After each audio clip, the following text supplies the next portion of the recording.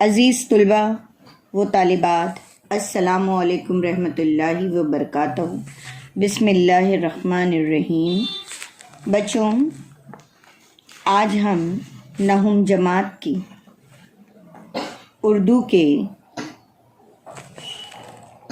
درسی کتاب میں سے قطعات کا حصہ جو ہے اسے ملاحظہ فرمائیں گے، پڑھیں گے ہم۔ تو بچوں،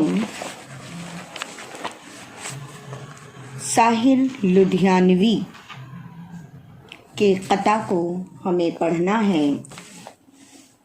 اس سے پہلے ہم یہ دیکھیں کہ قطع کسے کہتے ہیں۔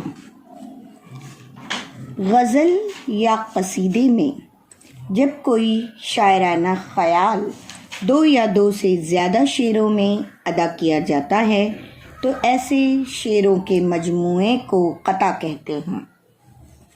اگر یہ غزل یا قصیدے میں ہی ہوں تو انہیں قطع بند اشعار بھی کہا جاتا ہے۔ آج کل غزل یا قصیدے میں ایسے مسلسل اشعار نظم نہیں کیے جاتے، لکھے نہیں جاتے ہیں۔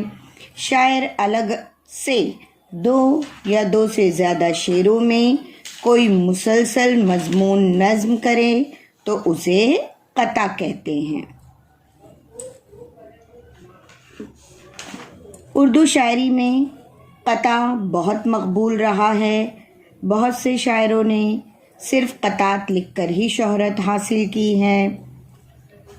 آج کل مشاعروں میں زیادہ تر شعراء جو ہوتے ہیں وہ اپنا کلام سنانے سے پہلے دو چار قطع ضرور سناتے ہیں۔ قطع کے لیے مطلع کا ہونا ضروری نہیں۔ تو بچوں، اب ہم ساحر لدھیانوی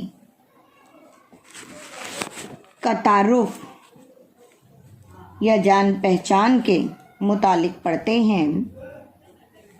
ساحر لدھیانوی کا اصل نام عبد الحی تھا۔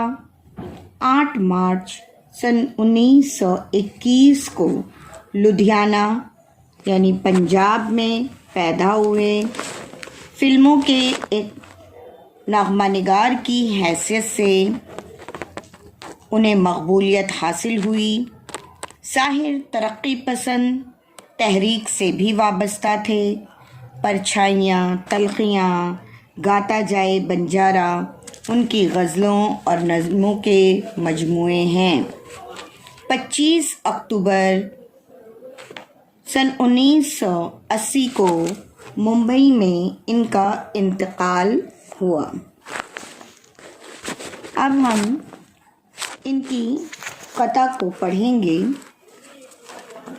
کہتے ہیں، نہ منہ چھپا کے جیے ہم، نہ سر جھکا کے جیے، ستم گروں کی نظر سے نظر ملا کے جیے، اب ایک رات اگر کم جیے تو کم ہی سہی، یہی بہت ہے کہ ہم مشعلیں جلا کے جیے۔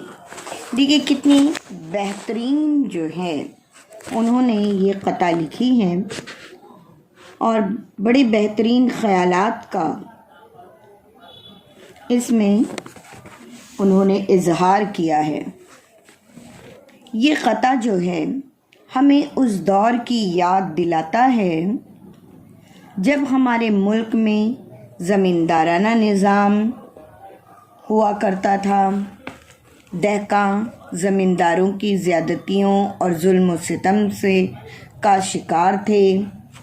ان کا بڑی بے دردی اور بے رحمی کے ساتھ استحصال کیا جاتا تھا۔ کسانوں کا استحصال جو ہے کافی ہوتا تھا اور ساحر جو تھے وہ ترقی پسند تحریک سے وابستہ تھے، اس لیے وہ ایسے انقلاب کے خواہاں تھے کہ جس کی بدولت کسانوں کو زمینداروں سے چھٹکارا حاصل ہو اور وہ بڑے اعتماد اور خودداری اور ہمت و حوصلے کے ساتھ سر اٹھا کر اپنی زندگی بسر کر سکے۔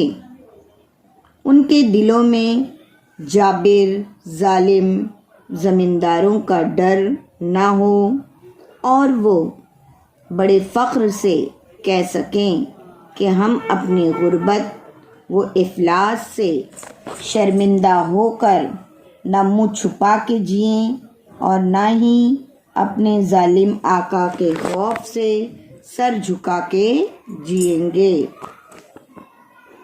اگر ہم جئیں تو ان ستمگروں کی آنکھوں میں آنکھیں ڈال کر اور ان سے نظر ملا کر جئیں گے، اور اگر اس کی پاداش میں ہمیں اپنی زندگی کے متعینہ دنوں میں سے ایک رات کم بھی جینا پڑا تو کوئی بات نہیں۔ ہمارے لیے یہ باعث فخر ہے کہ ہم نے ایک زرعی عہد کا آغاز کیا، مشعلیں جلا کر ظالمانہ نظام کے خلاف بغاوت کا اعلان کیا، اور ہمارا یہ اقدام آنے والی نسلوں کے لیے مشعل راہ ثابت ہوگا۔ تو اس طرح جو ہے شاعر کہتے ہیں کہ ظالموں کا ڈٹ کر ان کا سامنا کرنا اور اپنی زندگی کو بہتر طور پر گزارنا، ڈر اور خوف کے سائے میں ہمیں گزارنا نہ پڑے۔